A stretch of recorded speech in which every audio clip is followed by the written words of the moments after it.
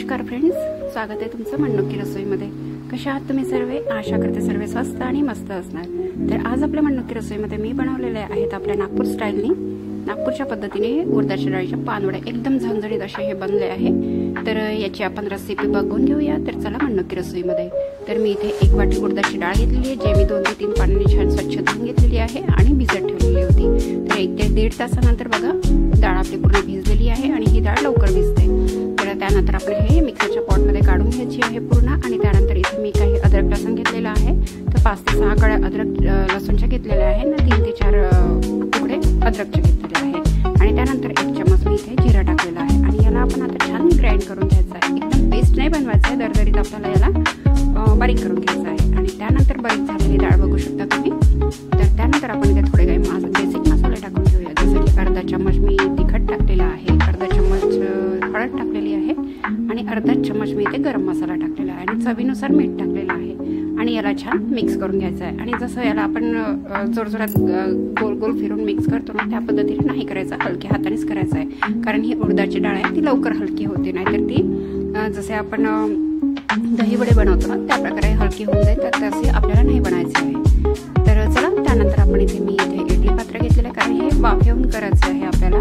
जर तुम्हाला डायरेक्ट रस्स्यामध्ये सोडायचे आहे, ग्रेव्हीमध्ये सोडायचे आहे, तर तसे सुद्धा बनवून येईल। तर पण मी इथे वाफवून घेणार आहे, तर त्यासाठी मी इथे इडली पात्र घेतलं, त्याला मी छान तेलाने ग्रीस केलेलं आहे आणि असे गोल गोल असे वडे थापलेले हातावर आणि ते आपण ग्रीस केलेल्या इडली पात्रावर ठेवलेले आहे। तर तुम्ही हे गंजामध्ये पाणी घेऊन त्यावर चाळणी ठेवून असं सुद्धा करू शकता, पण ते प्रोसिजर थोडी मोठी वाटते। तर आपण हे साध्या पद्धतीने असे बनवत आहे इथे।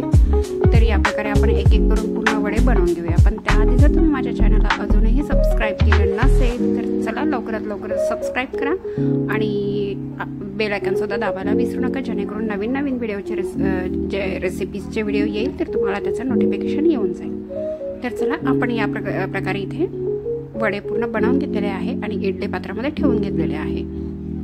तर त्यानंतरची आपण इथे प्रोसिजर परत बघून घेऊया। तर 5 ते 10 मिनिटं आपण याला छान वाफ काढून घ्यायची आहे आणि त्यानंतर आपण हळूहळू उघडून बघायचं आहे। तर बघा, आणि एक साईडने ते पूर्ण वाफलेले आहे, तर आपण जे वरचा साईड आहे त्याला सुद्धा थोडं खाली करून घ्यायचं आहे, म्हणजे पलटवून घ्यायचं आहे।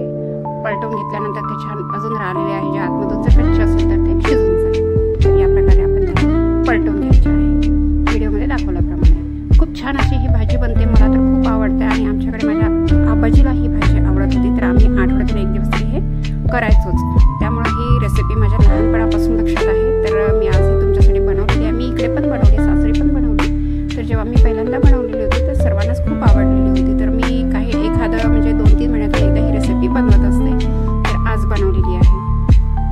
तर अशीच म्हणजे आपल्या आजी आजोबाची आवडती डिश वगैरे असतात लक्ष, जेव्हा आई वगैरे आपली लहानपणी गॅस म्हणजे करत असतात ना रेसिपी कुठली तर लक्षात राहते। तर त्याचपैकी ही एक रेसिपी आहे, थोडं माझ्या लक्षात होतं तर मी बनवलं। तर बघा आपण परत त्याला पलटून घेतलेले आहे आणि त्याला परत थोडीशी वाफ काढून घ्यायची आहे, अगदीच 2 मिनिटासाठी, ठीक आहे। आणि गॅस बंद करून द्यायची आहे। तर त्यानंतर आपण याची आता ग्रेव्हीची रेसिपी बघून घेऊया। तर त्यासाठी मी इथे 2 कांदे घेतलेले आहे, चणा डाळ घेतलेली आहे, धणे घेतलेले आहे आणि हलकेसे मी म्हणजे अर्धा चम्मच इथे मेथीदाणे घेतलेले आहे, खोबरं घेतलेलं आहे आणि थोडेसे तेजपत्ते, तर ते नंतर दाखवू आपण तेजपत्ते। तर तिथे मी एका पॅनमध्ये याला छान तेलावर थोडं परतून घ्यायचं आहे, अगदीच थोडंसं तेल टाकायचं आहे। आणि आपण इथे कुठलेही खडे मसाले वापरत नाही आहे, कुठलेही खडे मसाले वापरत नाही आहे आणि एकदम झणझणीत अशी नागपुरी स्टाईलने तुम्ही हे बनवायला बिलकुल विसरू नका।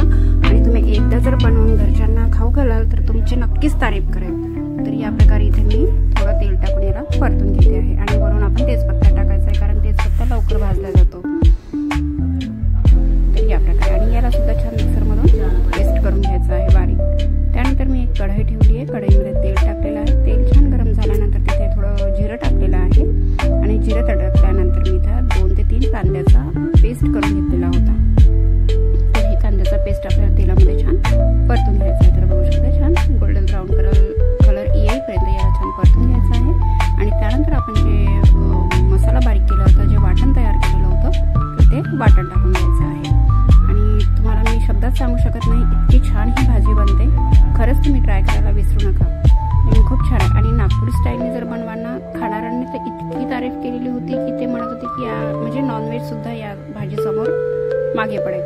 तर असं आहे. चला, आपलीच तारीफ आपण करायची नाही, तुम्ही स्वतः बनवून बघा आणि नक्कीच मला सांगा मग. तर या प्रकारे आपण इथे छान तेलामध्ये परतून घेतलेलं आहे ते पेस्ट, आणि त्यानंतर मी इथे 3 टमाटरची प्युरी केलेली होती, तर ते प्युरी टाकलेली आहे. तर याला सुद्धा तेलामध्ये छान होऊ द्यायचं. आणि जर भाजीला तुम्हाला खमंगपणा आणायचा आहे ना, झणझणीतपणा आणायचा आहे, तर सर्वात आधी आपले जे पण वाटण आहे ते आपण तेलामध्ये छान परतून घ्यायचं आहे की ज्याला पूर्ण तेल त्याचं ऑब्झर्व करून ते बाहेर सोडतील. इतक्यापर्यंत आपल्याला त्याला छान शिजवून घ्यायचं, तेव्हाच तुमची भाजी खूप छान झणझणीत बनते.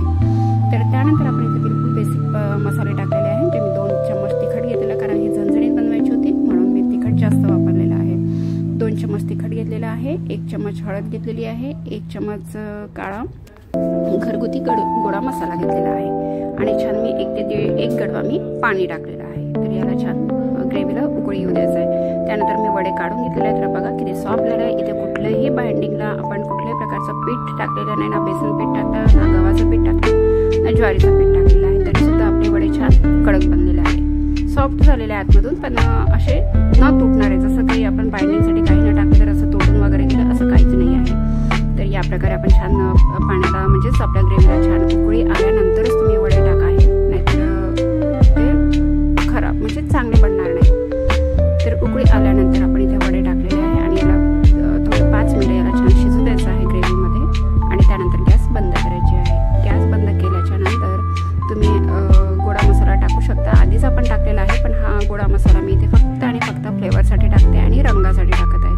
वरून जो झणझणीत रंग येतो ना, खूप छान वाटतो तो मग.